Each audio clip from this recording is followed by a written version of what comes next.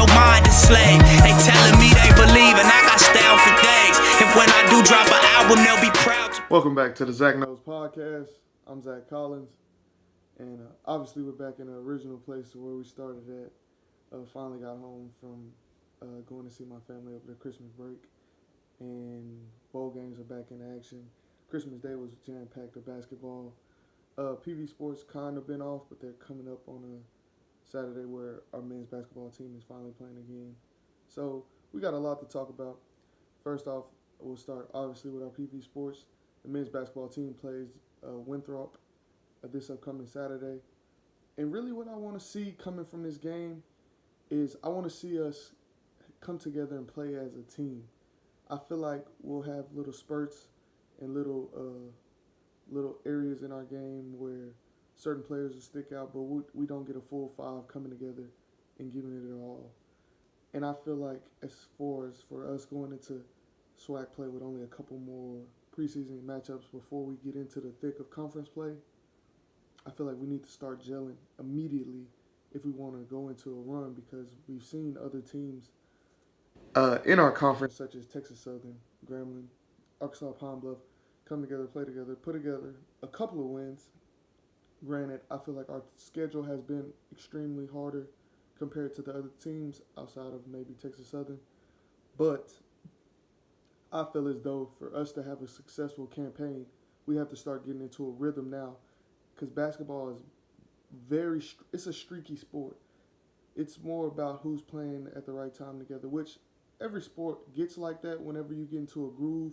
Certain teams feel like they can't be beat, but right now I feel like for basketball, in order to just have their confidence level up, I feel like they need to start putting together a couple of wins going into SWAC play, because I understand they may have confidence going in conference because they played these higher quality teams, but we need to have evidence of not just having only one victory out of 10 games. That's not a telltale sign of what's to come, because I'll give you a similar situation.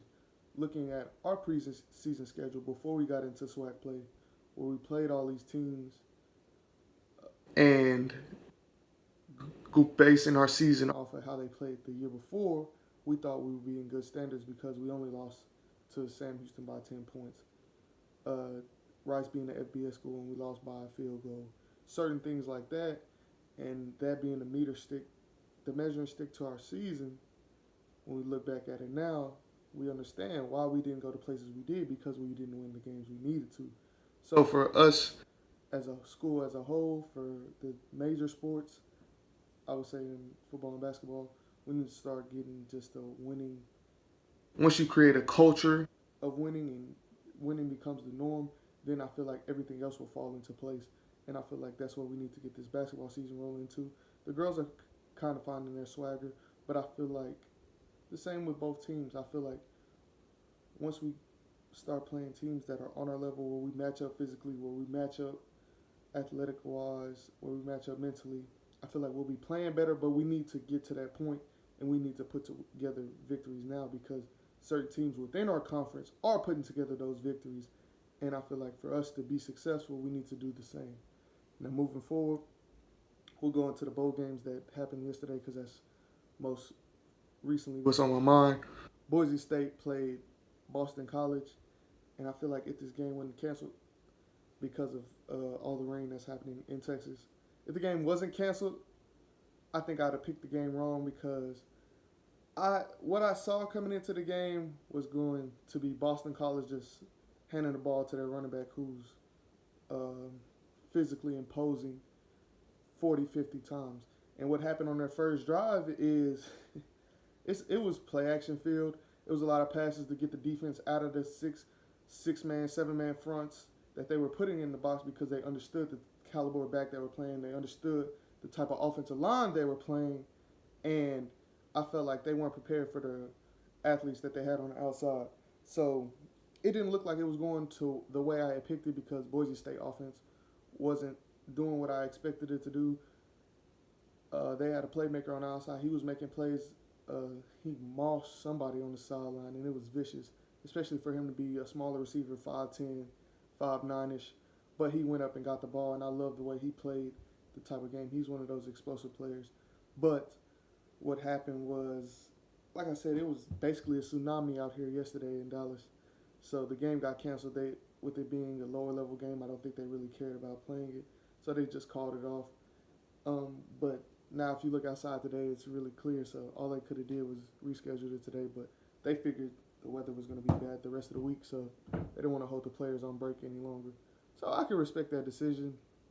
Moving forward, the next game on the slate, we had Minnesota playing Georgia Tech. I had originally picked Georgia Tech to win the game, thinking Minnesota hadn't really seen a triple option offense. This is Georgia Tech's head coach Paul Johnson last game. Just thinking that they would get up and play for this man because he has brought a sense of stability to this program. He's led them the right way. I feel like it's one of those programs where it's not a blue blood, but it's had great players come not only from their school, but they go into the NFL. Obviously, Calvin Johnson, Demaryius Thomas, players like that. Even the smaller level players where they're just average NFL players, but they had solid college careers like Tashard Choice and things like that. But what happened in the game was they were outmatched physically, outmatched athletically. It just didn't seem like they wanted to play. Offensively, I think the running back for Minnesota, his name is Ibrahim. He had 31 carries, 224 yards, and 2 touchdowns. That tells you the type of physically imposing game it was. And with them being an ACC school and Minnesota being a Big Ten school, I knew that Minnesota would come in trying to impose their will because they do have the bigger. It's more of a physically imposing conference. It's one of those conferences where if you can't run the ball, you're not going to last long within that conference. The only teams that really run a spread offense, maybe Purdue, maybe Ohio State, but even those teams, they have a running game that's prevalent within their offense. So I knew this game could get out of hand if Minnesota had came to play, but it was like whatever Minnesota offensive coordinator called, it was working. Their Georgia Tech's defense was non-existent. They allowed everything they wanted to happen, and I feel like it's a great win for a young coach. It's his second year with that program, and I feel like he's getting them back into the right direction. That's the highest rushing yards in a game since Lawrence Maroney, who he went on to have a solid NFL career. He played with the Patriots. But my takeaway from that game was I think it was just time for Paul Johnson to leave Georgia Tech because he has had a high of being ranked, being a top 10 program at certain points of his career. And now I felt like it was starting to sputter. And so he understood that. He understood it was his time to step away from the game. And even at the end of the game, his quote was, "Things like that happen sometimes. You just have to let it go." That was him telling me he understood his time at Georgia Tech was done. He understood what he did as a coach. It's kind of ran its course, and now he wants to move on further in his life. And I can respect that. When I'd much rather somebody understand when their time is over than to just hold on for dear life and not know when to let something go. I feel like that's what I do with my football career because I do have a year left, but I'm more than likely not going to use it. But that's neither here nor there. Then we go to this terrible TCU and Cal game. I'm an offensive guy, play offensive line, love high-scoring games. Favorite team to watch is Oklahoma, obviously. Offense averages 40-plus points. I don't really care much about defense. And it would be different if I was watching two physically imposing two defenses that I knew was just better than these offenses. Then I could understand, I could appreciate the game, understand why it was 7-7 at the end of the fourth quarter. It wouldn't be such a problem for me watching this game if this was just a defensive-led game, if it wasn't offensive stars for TCU. If they didn't have a guy like Jalen Reagor, who was probably the best person on the field, and he only had one of his feet. One of his lower extremities was messed up. But when it's terrible play calling, double reverse pass gets intercepted. Like, why are you calling that? You don't have a quarterback in there that's going to be able to execute that, to understand what's going on. You have a quarterback that you don't even trust to run an RPO, a simple RPO. I promise you, if I'm reading the defensive end crashes, and I have a one-on-one with the best player on the field, and I don't pull the ball and throw it to him, I don't know what your offense is thinking. I've seen TCU offense 6 years. Like, this is not the offense who's been there. And that's my other point. I can't throw stones at anybody because I didn't play I redshirted my freshman year, sat out my sophomore year. I played sparingly my junior year. Well, my redshirt sophomore year. And then this year is my redshirt junior year. I started 3 games, played in 6, but I can't throw stones at anybody. But for the fact that he's been in this offense, TCU quarterback, he's been in this offense 5 years. And they probably ran 4 plays. They put the running back at quarterback or a receiver at quarterback and did more stuff with them than they did with a quarterback. That is an issue. That you have to be prepared for your moment whenever it comes. If you're not prepared, then you didn't deserve it in the first place. You had at most 2 weeks to prepare for this game, if not longer. You didn't go to the championship of your conference, so it's probably 3 weeks to a month. And you still, all you can call is inside zone, pulling a tackle, pulling a guard. That's all you can do? Like, that's not okay. Like, you can't be in this position and expect to win, expect to be productive, and I haven't even got to the Cal quarterback. I don't even know what his issue is. I just know both of these quarterbacks combined to throw 9 picks in the game. That is absurd. Now, granted, I've been in the game where somebody threw 5 picks, but the 5 picks I seen, it was a lot that went into them 5 picks. The 9 picks I seen last night was thrown because the quarterback just stares down a receiver.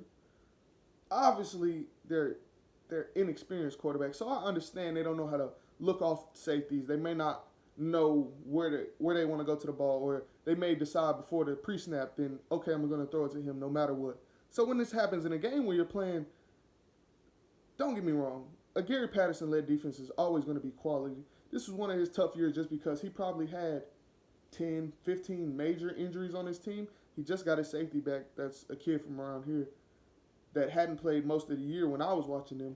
So I understand that Gary Patterson is always going to be a quality defense. He's always going to make the calls. He's always going to put them in positions to win. But when you're just staring down receivers and throwing the ball directly into the defender's hands, that's on the quarterback. It's not on the offensive line. That's not on your receivers outside. It was times where it would be like 3rd and 3, and I felt like a simple slant call maybe, just allowing a short throw just to get a quarterback in rhythm, and the offensive coordinator didn't even have the confidence to do that. TCU had to put their, 5th string quarterback in, and he had 1 foot, and he couldn't do nothing for him either. So it was a tough game to watch, but obviously me doing what I do, me loving football in general, I sat there and watched it just to see, like, why was this game going so bad? And it wasn't like Cal was getting just this massive amount of pressure. That's not what was happening. The quarterback, he just didn't want to stand in the pocket. If his first read wasn't open, I felt like he would leave, and that just put his team behind the 8 ball. And when you do something like that, it hurts your team. But obviously, I felt like the best team will win, which TCU did end up winning. They did have the best player. He put them in the scoring position. He almost ran one back, but I told you he only has 1 foot, so that's why he got caught at the end, or else he'd have scored that time. But it's just, watching offensive games like that is, it hurts my soul, because it doesn't have to be that bad. You don't have to play this bad as an offense. I know your offensive coordinator. I've seen the type of offenses he's had. So for this to happen, it was hard to watch. But let's move forward to the games we had today. I have Duke winning over Temple. I have Miami over Wisconsin. Wisconsin is probably one of the most disappointing teams this season, just because going off of them having the Big Ten championship appearance last year, thinking that they had a young back that returns, and he only needs 19 yards to have another to be another 2,000-yard rusher for the University of Wisconsin, and that's something that's a staple within our offense. They're always going to have 5 linemen across the board that gets a shot at the NFL. They're always going to have a running back that is very quality. I mean, look, they have a top 5 running back in the league right now with the guy that's in Melvin Gordon. But they have their bust, I would say, Monty Ball players like that. But this is a running-led team, and I just thought they would be able to rise to the top of the Big Ten with the likes of Michigan and Ohio State, and they just couldn't seem to do that this year. I think the injury bug caught them as well, but they didn't live up to expectations. Now, the funny part about it is last year when Miami went into the bowl game, Miami's quarterback got benched. He was a starter before he got to the bowl game. He got benched towards the end of the season by Mark Richt. And now he's back. He's going to start this bowl game. So I would like to see how that plays out. I like to see the dynamic between the quarterback and the coach, because a lot of times what you don't understand is at certain points, whenever you have disdain for the person you're playing for or work for, or anybody for that matter, when it's not just you though, you understand you have to play for the people around you more than the person who's going to get the shine if y'all win or the blame if y'all lose. So I feel like he's going to have a quality game. I think his name is like Rozier or something. But he's a solid quarterback. He led his team to an amazing start last year. And Miami is another one of those teams where going into the season, you would think they would hit a New Year's Eve bowl, one of the major 6 bowls, Sugar, Cotton, something like that. But they didn't. They sputtered out. And they had a okay year. Not by Miami. If you compare it to Miami standards, it wasn't where it needs to be, but that's how life goes sometimes. And then finally, I have Baylor over Vandy. The two Southern Ivy League schools, you could say, 2 of the smarter programs just because of the standards academically of getting into their school. I feel like with Baylor finally getting back into contention with this coach they have, I think his name's Matt Rule. For them, this bowl game is going to help in recruiting, so I feel like the players understand that that's going to happen. But they also understand where they were a year ago, where they didn't win a game. They lost to Kansas. Like, the way he's turned his team around, his first year was hard. But you could see the progress that he's trying to make. He's implemented his offenses. He's got his players that he wants to get in there. He's going to continue to do that with this new recruiting class. And I could see Baylor on the up and up. I would say not where Texas or OU was. I mean, is that right now? But I can see them starting to vie for the top of their division maybe in 2 years, as long as he keeps going on this trajectory that he's going on. And for them right now, I feel like they're going to beat Vandy simply because this game means a lot more to them with where they have came from. And I feel like he's a player's coach where they're going to give all they can for him to succeed. So that's my overview on today's games. Then we'll look at tomorrow's games. I have Auburn over Purdue. The thing about this game is sometimes you can predict where they go. I'm saying these teams. And other times you can't. Like, if you would have told us before the season that Purdue was going to beat Ohio State by 29 points and then go 6-6, I would have told you it was crazy. But things like that happen in college football. Everybody can get beat at a certain day. But I just feel like with that SEC defense, Auburn's quarterback transferred from Baylor, oddly enough. Stidham. That's his name. Stidham. He hasn't done what I wanted him to do I figured he would be one of those quarterbacks that would be able to take over the SEC, being that it is such a how do I want to word this? It is such a league that's missing great quarterback play outside of Tua. I'm going blank on right now. Maybe who Alabama has the two best quarterbacks in there. So, and don't get me wrong, Drake From it will go probably Tua from then Jalen Hurts, but outside of that, it's not really much people you can lean on. So I would think that Jarrett Stidham came to Auburn and gave that program a chance at a Power Five, at a not a Power Five, a New Year's Eve bowl, and that just hasn't happened. That hasn't come to fruition. But I do see them winning over Purdue just because I feel like they'll outmatch Purdue athletically and physically, and I can see them coming over and winning that one. Now, this is probably going to be the best game of the day. I would say Washington versus Syracuse just because there'll be two different dynamic styles. But I want to see how Will Grier wants to end his college career with him being probably, now that Justin Herbert has announced that he's coming back to Oregon, Will Grier will be the best, I would say the number one quarterback prospect that's going to come out this draft. So I want to see how he finishes his career, what he does. I feel like he'll have a great game. His offense averages 35 plus points, so I want to see them continue that role. I just feel like they'll be able to beat Syracuse with the connection he has with his top receiver. I don't know his name, but I think he's number 13. Yeah, he's number 13. I just can't think of his name right now. But I like the connection those two had. That I think he went for like $180 on us being OU. But I want to see Will Grier do good because he made some mistakes. Obviously, he had the situation in Florida where he had to leave, but he's overcame those. He hasn't failed a drug test since, and I feel like he can be a good NFL quarterback. And I want to see what he does against Syracuse. I picked them to win over Syracuse, Auburn over Purdue. And then last game of the day, I have Washington State over Iowa State. I feel like this will be a quality game too, but I don't think it'll be as good as Syracuse and West Virginia. I love Mike Leach-led offense. I told you I'm an offensive type of guy. What caught Washington State towards the end of their season is just with them being so it was Northwest.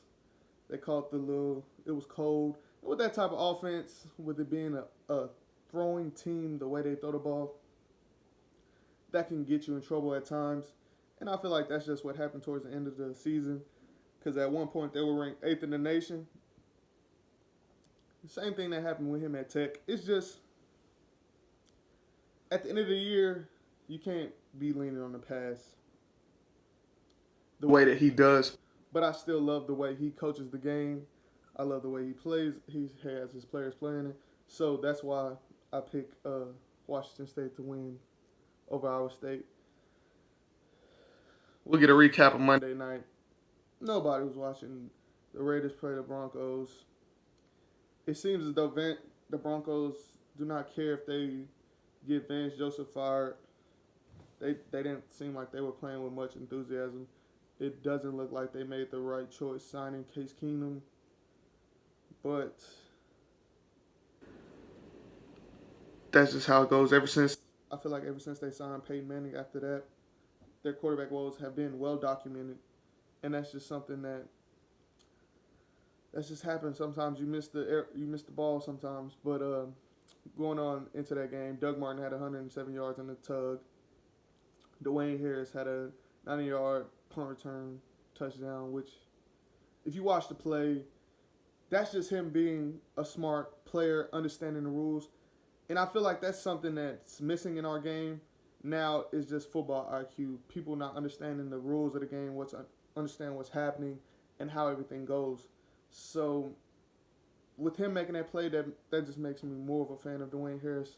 I love the fact that he had the recognition to pick up the ball and understand that even if he fumbled it, it was still going to be their ball because they touched it first. So that's just something to think about. Like I said, it doesn't look like the Broncos want to retain Vance Joseph as their coach. That puts me into the topic of Vance Joseph. This only being his second year, but he's already on the verge of getting fired. Steve Wilkes is looking like he's out in Arizona. And we talk about this very, very short leash that they give African American coaches, minority coaches. And you look around the league, you can see coaches like Doug Marrone. You can see coaches like Jay Gruden. It's just the coach that's in Miami. Like, it's only certain places where job security is like earned. I'll say Marvin Lewis. Marvin Lewis is the only one that's really getting a chance, but these African American coaches are not given the same leash. They're not given the tender like a Jeff Fisher who held the Rams to such mediocrity. And as soon as Sean McVay comes in, 13-3, they're winning. They're best offense in the league. They have this and this and this. And you're sitting there wondering, like, you've gotten rid of these amount of players. You basically ended Vince Young's career because you felt like he couldn't play. But it's you all along. And I feel like that's an issue because why are we allowing certain coaches to get this long leash and allowing them to lose all these games? And Vance Joseph is just in his second year. Y'all just got him a quarterback that y'all believe in. Same with Steve Wilkes. They just drafted Josh Rosen. Y'all got rid of Tyrann Mathieu. Like, finally, y'all signed somebody that replaced him in DJ Swearinger, which I'm about to get into that subject in a minute. But it's just, that's a problem within the NFL. That's further to the cap agenda, Eric Reid agenda, where they understand who their owners are. They understand what's going on. And we're not blind to it either. We know this league is owned by racist people, just like LeBron said. And I don't agree with LeBron a lot, but he definitely had a point there. We get on DJ Swearinger. Y'all know my love for DJ Swearinger. I love the way he plays, his intensity, the attitude he brings to the table, the type of fire he embodies. And he's a huge fan of Sean Taylor. He wears 36 for him. He went to Washington for him. Like, he did everything for that organization. And you could just see the slow digs they would take at that DJ where they took away his captain patch and he would say, we know who the real captains are, or they just wouldn't allow him to be himself. So for them to be angry that he criticized the coach because he felt like he watched more film than his coaches, is your ego that big that you want to let go of one of your better players that's been playing good? How are you selected to be a Pro Bowler, but you're cut because of something you say? That tells you that they don't really like him. And I for one am not okay with that. I feel like they didn't really want him there. And I also feel like everything happens for a reason.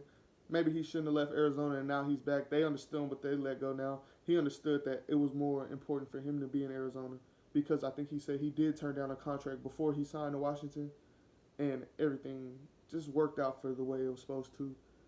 But moving on, let's see. People need to get off of Baker Mayfield's back. They got to understand that he's a player that needs something to feed off of. He's felt like he's always been doubted. So that's why he treats Hugh Jackson the way he was. And it has to be something that has happened between them that he found out about. Maybe Hugh Jackson didn't believe in the pick, and now he's trying to show him every time he plays him that he's going to do that. But I felt the same way, so I can't say that. But being a devil's advocate, I have to understand that he is the leader of this team, that he is who they feed off of. He is what they have to come to, like who he has to be the face of the franchise. And he has to understand that this isn't college. Like, you have to speak for these men. You have to represent them and this organization and all this money you brought into this city. You have to be the face of that, and you can't act out emotionally. So I get what the issue is, but you also got to understand who he is. And he has to grow up and understand that he can do that within the game, but it's going to be consequences for his actions. Let's go down to we'll move along to NBA because I don't really care about the other two. I don't think Brady has that long to go. He might have 1 or 2 years. His career is slowly declining. If we're not going to compare him to the other quarterbacks, because obviously the quarterback play in the league is down. Once you get out of the top, I would say 13 quarterbacks, it is terrible. But when we compare him to himself, where he was 2 years ago, where he throws for the most yards ever in the Super Bowl, looking at it now, he is definitely declining, and I don't see him lasting that much longer. Not with this defense who doesn't really have a star to lean on. As both McCourty twins. One of them isn't that good, but that's neither here nor there. And I do think Mike Tomlin is the problem in Pittsburgh just because he doesn't have control over that team. And when you don't have control over a team, when you want to, I would say, tighten the leash they have, you can't do it because now they don't respect you. So that's my 2 quick takes on them. But moving on to the Christmas Day action. Lakers smacked the Warriors. LeBron goes out with a groin injury. He's still out tonight. He doesn't play against the Kings. I'm not focused on the conversation of the Warriors versus the Lakers. Will they win? I know the better team is the Warriors. I know things happen. It's the NBA. It's December. They have a long season. The Warriors are trying to play till June. So they're not really worried about this loss. This is more of a building block for the Lakers to understand. It's their measuring stick. And people got to understand that when you play a team like that, you're going to give it your all just to see where you're at, where you feel like you're going to be going towards the end of your season. So that's why the game happened the way it did. I'm not worried about that. What I'm focused on is Lonzo was a number 2 overall pick. Lonzo had 6 points, 4 assists, 3 rebounds. But you got Rondo. He started. But you got Rondo coming off the bench. Rondo had 15, 10, and 5. Rondo is a champion. Rondo's proven. Rondo's been everywhere across the league. Why is he on the bench? Why are we not talking about Lonzo potentially being a bust? We are killing Markelle Fultz for his shooting, for his free throw style. But we're quietly letting Lonzo go unnoticed. We're not talking about why Jason Tatum wasn't first overall. We're not talking about why De'Aaron Fox is playing better than Lonzo. We're not discussing any of that. We're allowing Lonzo, and he's in the biggest market outside of New York. He's in the biggest market in the world, and we're just quietly letting him just go under the radar. And if he continues to have a season like he did last year, where it's little to no progress, they're not going to have trade value for him. They're not going to be able to get anything for him. And if he's not getting better, he needs to be out of there. But he's grown a little affection for LeBron, so they like that. Rondo has a stigma around him, so they're not. Of course, the media isn't going to talk about him being better than Lonzo, but I feel like he's definitely playing better than him. And Lonzo, if he continues to play like that, he's definitely going to be considered a bust. And then let's go on to the Mavs beating the Pelicans. You know, me being a Dallas native. I hear a lot about Luka being Rookie of the Year last night. He had 21, 10, and 9.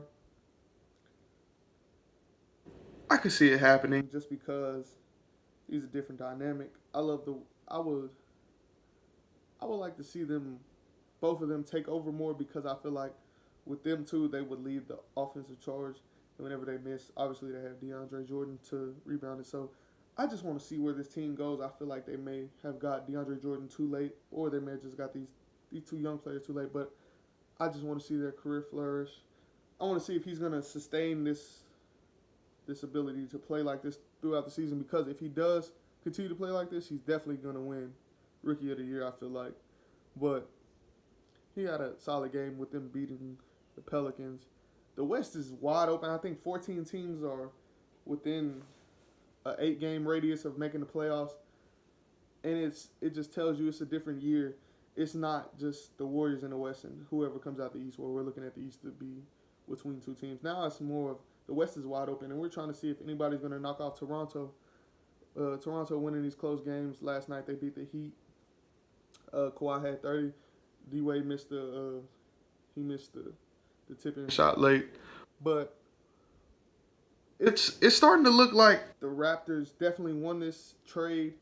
Kawhi is moving into having an MVP year because he's always had the ability to play offense and defense at the top of the league, but now he's starting to come into his own. He's now the main focal point of a team, of an organization, where he's not just a piece of, like, it's not just the system and he's just getting he's not the main part. Now it's his team and he's taking over, and you can see why he's has his team first place in the East, why they're playing so good, why San Antonio didn't want to give him up, but